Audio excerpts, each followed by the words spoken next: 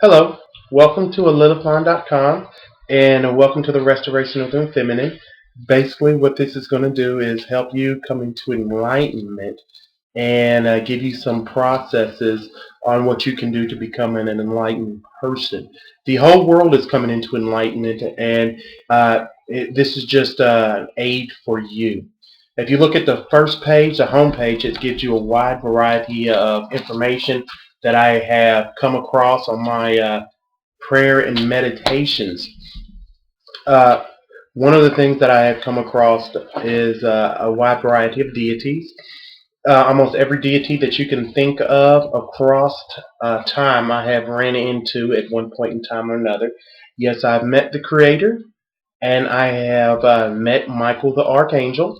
I have met Anubis, who is called Anpu. His Anubis is his Greek name. Anpu is his name that he goes by. I've met Baset. I have I met Newt. I've met Eshu. I met a wide variety of deities. Also, I have met what is his name? Zeus and Neptune and a lot of these deities. So I know you're thinking that, oh, these are mythology. The problem with that is that all of these cultures had access to what is called enlightenment. And you are getting access to that enlightenment also. So if you are ready, what we're going to do is we're going to go ahead and generally discuss some general information. First, what you'll need to do is you'll need to come to the conclusion that the Creator is neither male nor female. This is something that you have to accept over time. You might not really believe in it now because this has been a male-dominated society, and we have made everything male. Okay, we have made everything important male, and we have said that male is more important than anything across everything, and we made it a dominant thing. But that's really not the case. I like the analogy of the pancake. What do you do with the first pancake? You throw it out because it's messed up. Well, just because the first thing that was created was male doesn't mean it's the best thing in the world. If you ask plenty of men, you're going to probably find out that they really do enjoy chasing after women. So I'm just putting that out there. That's just a funny little side joke. Well, anyway, so let's get back to the Enlightenment. Okay, so as you're going to see on the homepage, there's going to be a long list of information about steps and things that I've done with regards to finding this form of enlightenment. First thing that I'm going to let you know is I got a lot of the answers before I got the questions. So there's one thing. Okay, so here we go. You'll want to get into a ritual practice of meditation. Now, I do say ritual practice because this is something that you'll need to set aside time something for, because this is about your connection between you and the Creator and what the Creator will instruct and teach you on. Something that you're going to find out is that once you start this process, there is no religion or government that will be able to instruct you anymore, because you have a connection with the Creator. So if you're interested in this connection and progressing, then continue. If not, then it's okay. Don't worry about it. But it's coming. Your connection is coming. Alright, so I've already discussed that you need to get into a habit of meditation and prayer. The name of the Creator. When I was younger, I was called the Creator Jehovah. That's because that's the name that I had come to know. But I've received an additional name. Okay, so let's go ahead and discuss the naming. Okay, the name that you choose to call the Creator is between you and the Creator. That is a personal relationship you have between the Creator. In my homepage, I mentioned how I call my biological father Daddy, and his friends call him by another name.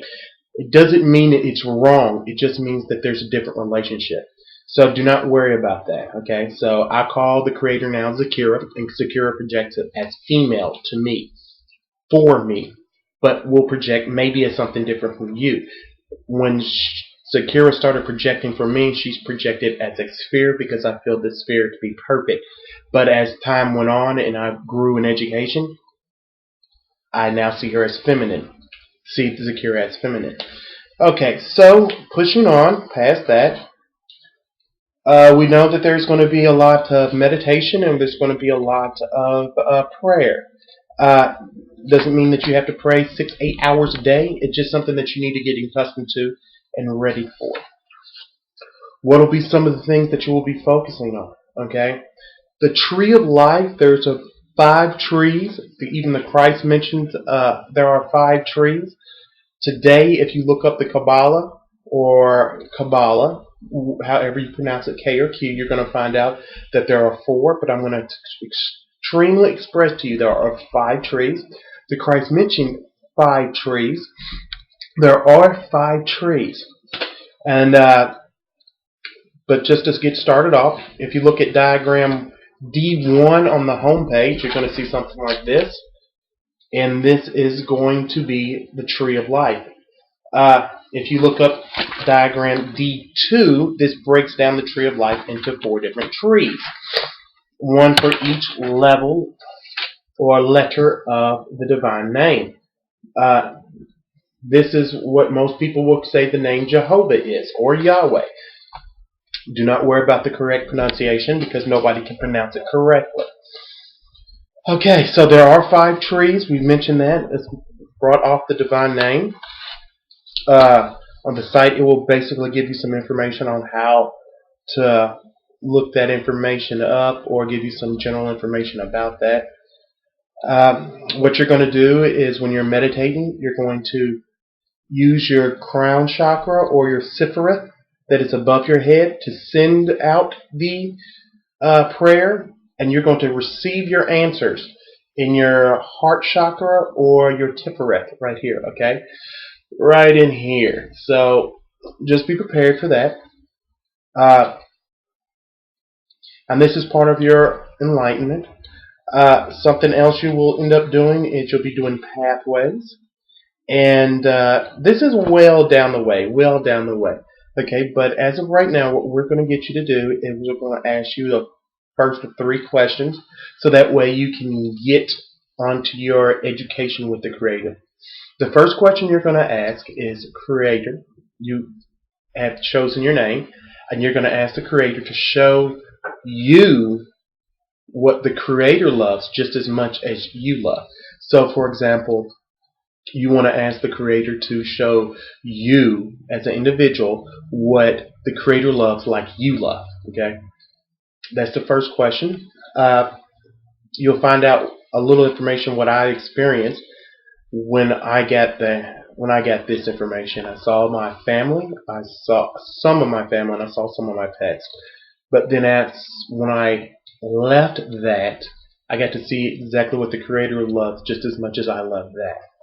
Second question is a very deep question, and this is what every religion has talked about: the kingdom. Okay, so what you want to do in the second one, and make sure you take the time out to focus on this information. So the second question is asking the Creator to show you what the kingdom will be like, and it is beautiful. So I really cannot over encourage the point of taking this time out to meditate and pray to get this information. Every one of you have the opportunity to get this information, and once you do, there will be no religion or there will be no government or anybody that can take this away from you.